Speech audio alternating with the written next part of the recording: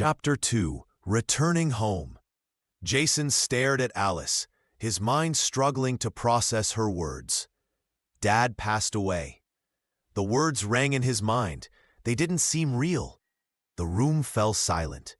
Only the soft hum of the refrigerator filled the void between them. "How did he die?" Jason finally asked, his voice barely above a whisper. Alice sighed, setting down her takeout container. It was a car accident. His brakes failed while driving down that winding road near the estate. The one that leads to the city. "The same way Mom died," Jason muttered, a bitter laugh escaping his lips. "Must be some kind of family curse, huh?" He shook his head and sighed. "When's the funeral?" The day after tomorrow. I've arranged a private jet for us. We leave tomorrow morning. Jason raised an eyebrow. "Us? I never said I was going." You can't be serious right now, Jason. Alice's voice rose. He's our father. Whatever happened between you two? What happened? Jason stood up, wincing from the pain of his earlier beating. "What happened is that he disowned me, Alice. He threw me out like I was nothing." He was angry, Jason. People say things when they're angry. "For 4 years?" Jason shook his head. "He had 4 years to reach out, to apologize, to do anything. He didn't. Now that he's dead, I should just forget everything?" Look, I get it, Jason. Really, I do. Alice replied, her tone firm. But I didn't come all this way just to hear you say no. Besides, whatever happened between you and Dad is in the past. Painful as it might be, you have to move on. You owe it to yourself to get closure. Jason stopped pacing and looked at his sister. Despite everything, she had always been there for him, even when he pushed everyone away. "Fine," he conceded, "but I'm not staying any longer than necessary." Alice nodded. That's all I ask. The next morning, they boarded the private jet Alice had arranged to pick them up. As they settled into the luxurious leather seats, Jason couldn't help but feel out of place. "Still living the high life, I see," he commented.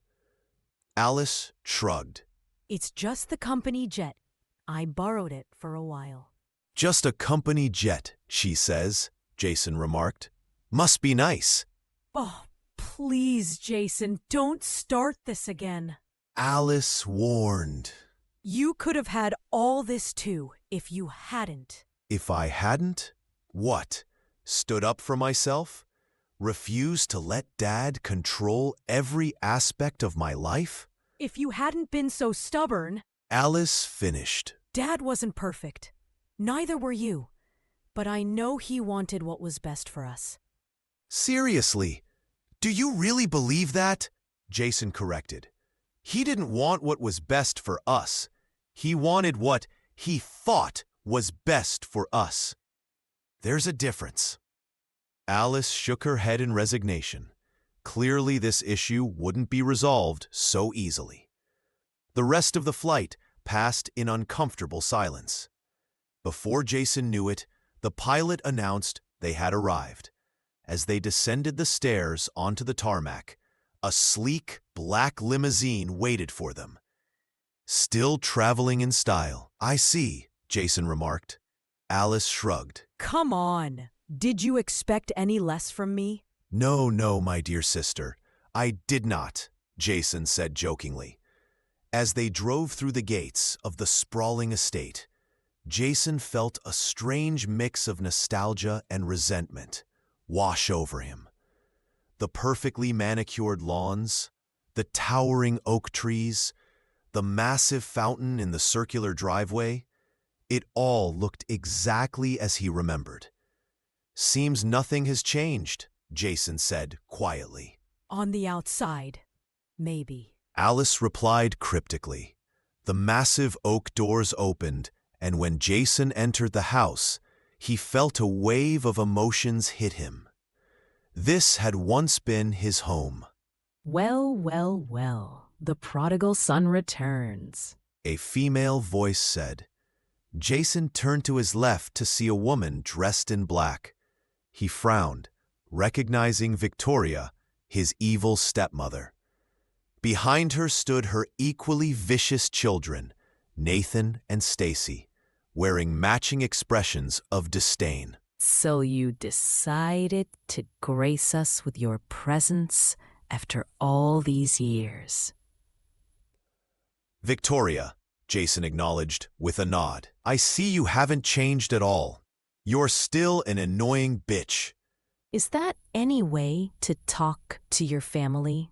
We aren't family, Victoria, and I'm here for Dad's funeral. Nothing else, Jason replied. How touching. Nathan sneered, stepping forward. The son who abandoned his father suddenly cares now. Who do you think you're fooling, Jason? We all know you've been suffering since Dad disowned you. Jason's jaw clenched. I don't want his money.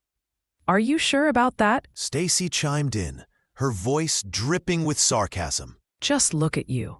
Clearly things have gotten so bad that you had to rush back here. That's enough. Alice interrupted, placing a hand on Jason's arm. We're all grieving. Let's not make this harder than it needs to be. Victoria's plastic smile returned. Of course, dear. You are absolutely right. This great tragedy has befallen all of us. I'm sure my dear husband would be sad to see us bicker. Jason rolled his eyes. Victoria was truly an actress. Jason made his way through the house, and as he entered the foyer, Jason couldn't help but notice how lifeless the mansion felt. Despite the expensive artwork and pristine furniture, something vital was missing. I think I need some air, Jason said, turning toward the back gardens. Dinner is at 7. Alice called after him. Don't be late. Jason waved a hand in acknowledgement and escaped through the French doors.